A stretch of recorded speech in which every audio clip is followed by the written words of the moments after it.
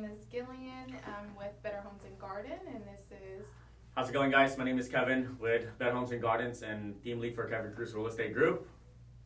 So today we're simply going to be dissecting and talking about a particular property and listing that Kevin just received. So congratulations for 267 Thank Abbott. you. Yeah. What can you say about the property? Property, it's a property, it requires a lot of TLC, tender love and care. The seller decided to sell it as is. They didn't want to do any repairs. They just want to leave it, just want to sell it as is. And given the fact that the market is really hot right now in San Mateo County, in San Francisco County, or even Santa Clara County, it's a seller's market. So there's too many buyers putting offers on a home, but not enough sellers. That's what they call seller's market. And it's always been like that for a long time. So, Right. I think what some of the questions I've been receiving, do you feel like the market is still as hot as quote unquote hot as it used to be, say 2-3 years ago? I believe it's getting hotter. I believe it's getting hotter than before. A lot of tech companies are coming down here. They're all over the world, and they usually get a job, and they get a job offer to go to Bay Area, and a lot of people who just graduated college are moving here. So there's not enough housing over here. That's why if you notice, San Francisco, it's very hot. They're building upwards now. They're not built because there's not enough land anymore. Even in Daly City, I mean, I wish I could tell you guys everything that's going to happen in Daly City. It's pretty confidential, but they're basically building upwards as well. It's crazy. It's just building upwards, and it's going to keep happening. It's going to keep happening. So the point is, like, with the tech companies coming in, there's going to be more buyers coming in, more people who needs a home, need sheltering. So it's just it's going to keep going up, and it's been going up for the past 7-10 years now. I remember 2013 to 2017, it went up like average. The Bay Area went up like average of 22% appreciation a year. Last year, I think it went up like 10 to 15%. For this year, it will still go up. Maybe not as substantial as before, but it will still go up. Okay, great. Well, thank you for the market update. So let's really dissect into this listing for Abbott. Okay, how did you get the listing? Yes, so I've been trying to build a reputation in Daly City. 267 Abbott is in Daly City, right? I guess there's four siblings, and they decided they want to split the equity because they built enough equity on their home already. They decided they want to sell it and go in their own ways. So they went on Google, looked me up, or they didn't look me up. They went on Google, just type in Daly City top agents, top realtors. So fortunately, they found me. They read my reviews online. They decided they want to interview me, and I wasn't the only person they interviewed. They interviewed 3 other people, and they decided to move forward with me. So that's how they found me. That's awesome.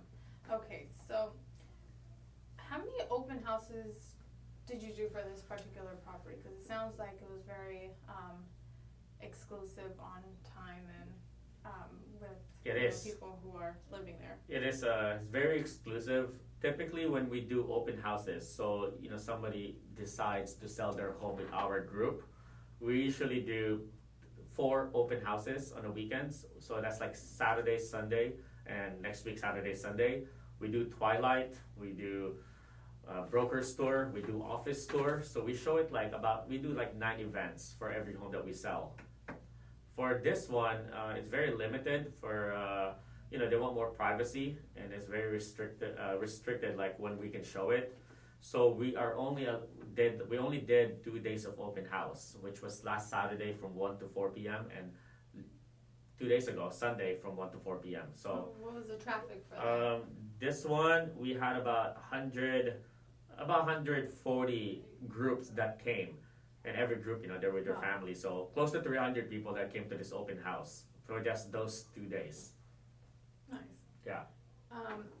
Would you say that kind of helped? It helped a lot. I mean, a lot of people asked me like, hey, can I see it on a weekday? Unfortunately, we cannot. We cannot. It's very restricted to show it on just those two open houses that we have had. Right. And then so I think today was the offer due date, right? Offers due dates today, yes. Right. Which henceforth all these Yes. offers here. Mhm. How? I guess can you tell us how many offers? So we have 12 offers total. So when somebody's interested in the property, an agent will share with their buyers, like, hey, there's a property that just came up in the market, and we'll set up a time, for them to see it, to schedule to see it, right? After they see it, if they're interested, if the buyer sparks interest and see they want to get more information about the property, they will request the disclosures. Disclosures meaning like everything that, you know, everything about the property, everything that the seller knows about the home, and most of the time, it comes with the inspection reports, which is termite, general, and roof inspection. So we had about 30 plus disclosures out. I think about 31 to 33 disclosures. I don't have it on top of my head. But typically, we receive 12 offers. That's about 33% ratio. So over 30 people requested disclosures, and there's 12 offers, so it's about 30%.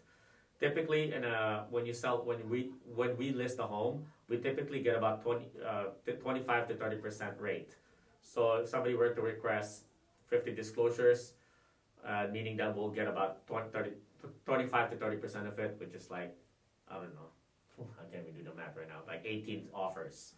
So for this one, with the amount of limited time of showing, we're fortunate that we're able to get 12 offers still. Really strong offers, really strong. Nice. Yeah. So I know you can't go into detail with the offers that came, but with the multiple multiple offers that are similar as far as purchase price, down payment, and contingencies, how do you present these? I know after presenting all the offers, how do you present the strongest offers to your clients? Good question. So for this specific home, I'm just gonna give you guys the story, okay? So we received 12 offers, right? So what we usually do is we have Tien, our director of operations. She'll put it in a Google Drive, like what the purchase price is, how many days it will close, like all the terms and conditions about the offer. We'll put it in a Google Drive, and from there, I usually call the agents first, every single agent, thanking them that we, for writing an offer. And from there, I'm gonna ask them more questions about the offer. Give me the story about the buyer. Tell me more about your buyer. How long have they been looking? Have they placed any offers yet? Things like that. I just want to know more information because, once you accept an offer, that's a big deal because that's the buyer who's gonna buy it. And like what I said earlier, there's a lot of people looking for homes. Basically, you're making sure that the buyer your seller selecting is the most qualified. Most qualified, yes. And I ask them more questions, and what I do is after we put it in Google Drive, we review it with the sellers, and we'll look at the top 4 offers, right? So most of the time, you'll see offers that are almost the same offers. So what we do is we send them we'll advise the seller to send a multiple counter offer. Seller multiple counter offer number 1. So we just put highest and best. You can do, it depends what the seller wants, but you want to do a seller multiple counter offer because once you receive 12 offers, those top 4, once you send that to them, they'll usually increase the purchase price even more. The goal is for the sellers to be happy, right? They sell, for them to be satisfied is your fiduciary duty, our duty to make sure that we sell it for the maximum price for them so they're happy and give us more clients, referrals. So we put it in a Google Drive, we present it to the sellers, and they get to choose, we'll send a multiple counter, and from there they get to choose which offer that they like. Okay, great. And what's, for those who don't know, what's the typical time length and process for this, I guess, once you receive the offer? When we receive the offer, most of the sellers, they want the highest price, fast closing, and best terms, right? So once we send those multiple counter out, if some of them have a longer day of close of escrow, we'll usually request for a quicker one. Sometimes the seller needs rent back, meaning like after we close the home, they need 30 days. They need 30 days for them to prepare and move out. So, we want to make sure that I want to see if they can, we can do complimentary stay for like 30 days. So when you receive the offers, do you say this happens like within a couple of hours, or does it take a few days for you guys to actually get in contract, or what is the? Once I received the offer, so for example, the offer's due date for 267 Abbott was today at 2 o'clock, right? We usually create a Google Drive already, like right away, and we'll present the offers between 5 to 7 p.m. And from there, we'll email all the agent or the top 4 agents. We'll send them a multiple counter already, and we'll give them a due date until the next following day at 5 p.m. So they have time to make a decision. Really pushing the buyers. It gives them time to think overnight, but I do it the same day. Yeah. Great, good. I mean, does this property stand out to you in any way? What I like about Abbott, or this process? this one, I'm actually surprised that we got 12 offers, because typically, we only had 2 days of showings. I think what really attracted people to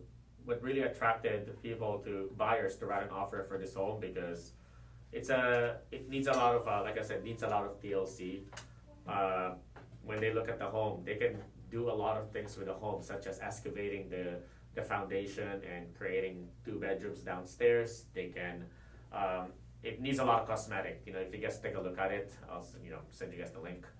You'll be able to see like, wow, it's pretty much it needs fully new cosmetic work, the whole entire house. And buyers like that because they can make it their own way, versus buying a turnkey home. I'm not saying it's not good, but it is still good because it's turnkey, it's ready to go. The seller already spent all the money, but some buyers will be like, hey, I want it this way, I want it that way, but they will have to pay a lot more for that home because it's turnkey. But for this one, they get it for lower price, but they can do whatever they want with the home afterwards. Oh, cool. Well, thanks so much for sharing. I think diving into this particular property will help some of the viewers or people who want to get into real estate, what it takes to have a listing. I think for your future episodes, you'll be talking more about the process. More and more, yeah. We want to talk about the process. We just want to keep it real, tell you guys how the process works with anything involving like real estate, because I'm sure a lot of you guys have a lot of questions. I get about over 100 questions a week regarding about how real estate works. How much down payment do you need? What's the first time home buyer? How much would they need? Like what are my chances of winning this home? How much does it go over? Asking price, listed price. There's a lot. There's endless topics that we can talk about. But yeah, thank you. Thank you. Yeah, thank you.